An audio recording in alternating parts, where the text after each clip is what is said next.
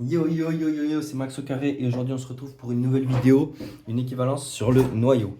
Donc le noyau bien sûr de code d'une application linéaire f d'un espace vectoriel. Et donc c'est quoi le truc? C'est noyau de f et im de f en somme directe est équivalent à noyau de f égale noyau de f au carré. Alors j'ai zéro interprétation de ça, zéro intuition de pourquoi c'est vrai, mais on va le montrer. Alors on va commencer par ce sens-là. Il faut savoir que avec ça, ce truc montrons, donc on va dire, supposons. En fait, pour montrer des trucs comme ça, il faut toujours. Parce qu'en fait, ce truc-là, c'est un classique de sup. Il faut toujours écrire ce que ça veut dire. Donc, c'est-à-dire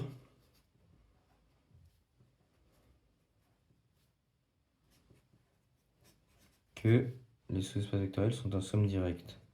Ça veut dire que leur intersection est nulle. Hop. Le feu commence à devenir un peu vieux. Mais ça va. Et ça, c'est-à-dire quoi? C'est que si on prend. Si x appartient à l'intersection des deux, alors x est nul. C'est le sens intéressant. Parce que, en gros, on vient juste d'utiliser cette chose-là. Parce que l'autre inclusion n'est pas très intéressante. C'est en gros, si x est nul, il est dans l'intersection de ces deux sous-espaces vectoriels. Bah, c'est le cas avec tous les sous-espaces vectoriels qui sont en intersection. Parce que ce sont des sous-espaces vectoriels. Donc c'est ce sens-là qui est intéressant et qu'on va utiliser. De même, donc montrons quart de f égale quart de f au carré. Bon. On va faire ça par double inclusion. Et cette chose-là, il faut toujours se dire qu'il y a une inclusion qui est vraie. Ça va être la même chose avec ma deuxième vidéo, celle de la semaine prochaine, qui portera sur im de f égale im de f au carré, justement. Et ben, il faut savoir que dans ces deux trucs-là, il y a toujours une inclusion qui est triviale de fou. Donc on va voir laquelle c'est. Est-ce que c'est quart de f inclus dans quart de f carré? Ou quart de f carré inclus dans quart de f? En fait, si on se dit, hop, rapidement, un x dans quart de f au carré, ça veut dire que f carré de x égale 0. Est-ce que f de x égale 0? Est-ce que x est dans quart de f? On n'a pas trop d'idées. Alors là, par contre, si x appartient à quart de f, c'est-à-dire que f de x égale 0, c'est-à-dire que on veut montrer que f carré de x égale 0. F carré de x, c'est quoi? C'est f de x, par définition. Bah, c'est f de 0, c'est 0. Donc il y en a une qui est triviale, alors que l'autre, si on a f carré de x égale 0, en quoi f de x égale 0? On ne peut pas savoir. Donc lui, c'est direct. Donc ça, cette inclusion, elle est check.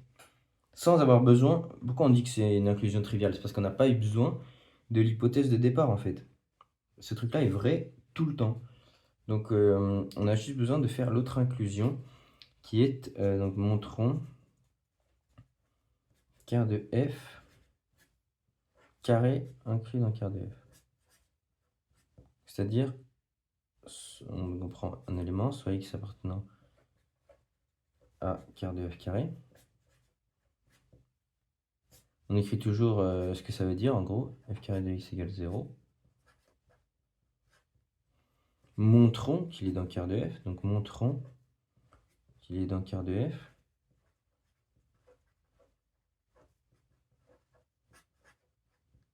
C'est-à-dire, montrons que f de x égale 0. Donc le truc, ça va se baser sur le calcul de f de x. Et en fait, on a deux suppositions. On a cette supposition-là qui vient de la supposition qu'il est dans quart de f carré, parce qu'en fait, une inclusion, c'est une implication. Montrer une inclusion, ça veut dire, ça revient exactement à montrer l'implication suivante.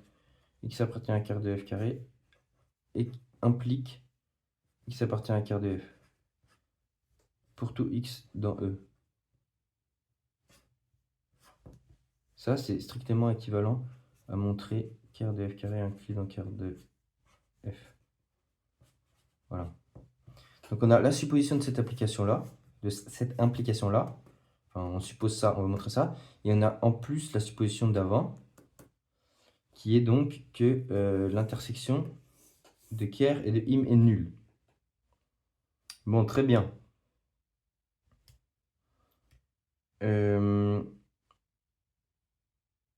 Donc montrons que f de x égale 0. On sait que f carré de x égale 0.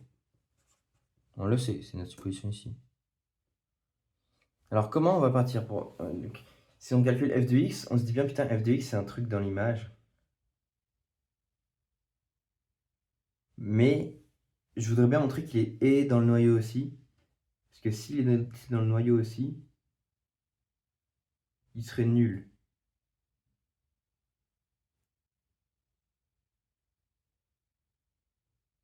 Donc f de x, il est dans l'image. Il s'écrit sous la forme f de x, justement. Il faudrait montrer qu'il est dans le noyau. Que f de x égale 0. Ah bah tiens, f carré de x égale 0. F de x égale 0. Donc, f de x appartient à quart de f. Mais il appartient aussi, et aussi, dans im de f.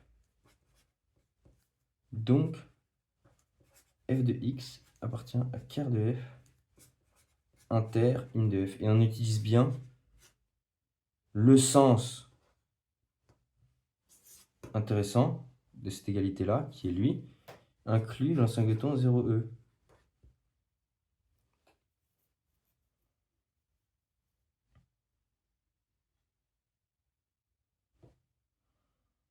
Donc il est dans le singleton 0e, donc il est nul. F de x égale 0e. Donc x appartient à quart de f. Parce que ça veut dire tout élément dans quart de f, inter de f est nul. Voilà, voilà. Donc notamment f de x est nul. Et donc x appartient à quart de f. Et on a montré le premier sens. Donc c'était ce sens-là. Ouais. Maintenant on va montrer l'autre sens.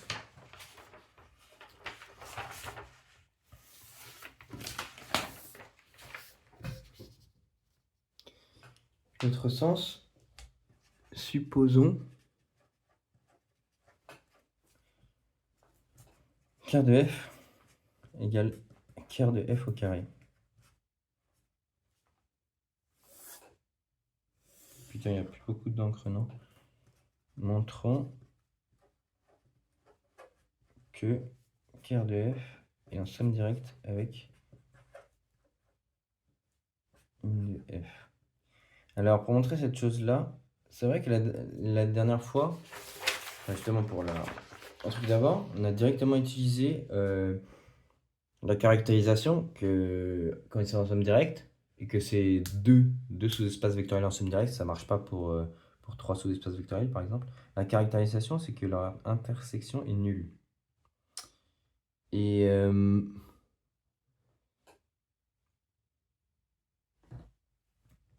bah en fait, c'est vrai qu'on aurait pu utiliser, oui, c'est quelque chose, je sais pas, j'ai pas essayé de le montrer comme ça. C'est vrai que c'est facile en utilisant ça. Mais peut-être qu'on aurait pu essayer de montrer, oui, tout élément qui est dans quart de f. Enfin, voilà, ça marche pas trop. Non, c'est vrai que la somme directe.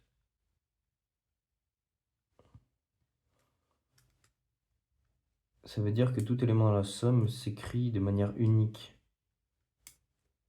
Ouais, si un élément dans... Ouais, ouais. En gros, ça veut dire que si, je sais pas, x appartient à quart de f plus im de f, c'est-à-dire qu'il existe des uniques u, v dans le carré tel que x égale u plus v. Alors que s'il y avait juste un plus, bah, il aurait pu s'écrire, je sais pas, w plus y de plein de manières. Alors que là, c'est uniquement. Donc, je sais pas, j'ai pas essayé de faire comme ça. Là aussi, peut-être que ce serait intéressant. Mais j'ai toujours utilisé l'intersection vide. Mais parce qu'en fait, on essaie le truc le plus simple possible. C'est vrai que bah, si ça marchait pas, on reviendrait à la définition de ce que c'est, quoi. Supposons quart de f égale quart de f carré. Là, encore une fois, on se doute bien qu'il n'y aura que ce sens-là qui va nous servir, en fait. Donc, soit x. Parce qu'en fait, ouais, ça aurait été une analyse synthèse, ouais. C'est pas très judicieux, quoi. Montrons que x est nul.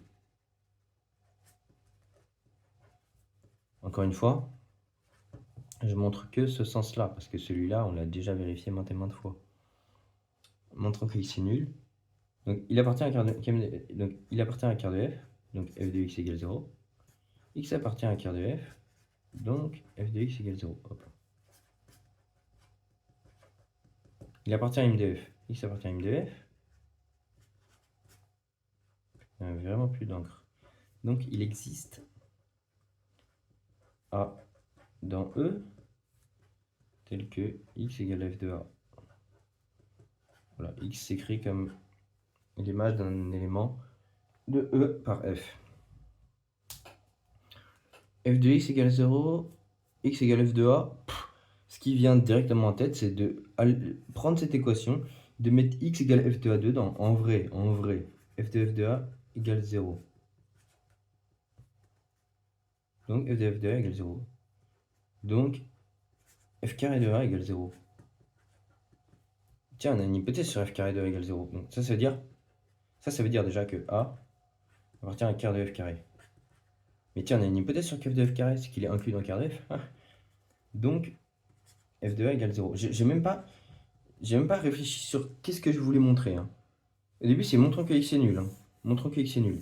Je n'ai même pas cherché à montrer ça. Je suis juste parti de mes suppositions. J'ai écrit des trucs. Je me dis putain, je vais utiliser des équations. Je suis parti random comme ça. Mais f de A, c'est quoi? C'est x. Donc x égale 0. Donc j'ai montré ce qu'il fallait faire. Ça, parfois, dans les exos comme ça, on a un objectif. Et parfois, c'est pas si mal d'oublier l'objectif et d'essayer de partir avec les suppositions. Parce qu'en fait, le plus important, c'est vraiment les suppositions. Après, parfois, si on veut montrer quelque chose, on peut essayer de se dire, je vais partir comme ça, mais... Et bah, du coup, on a montré que c'est nul. Donc, on a bien montré que ker de f et im de f sont aux sommes directes. Voilà. Et on a bien montré l'équivalence en général. Voilà. Merci d'avoir regardé.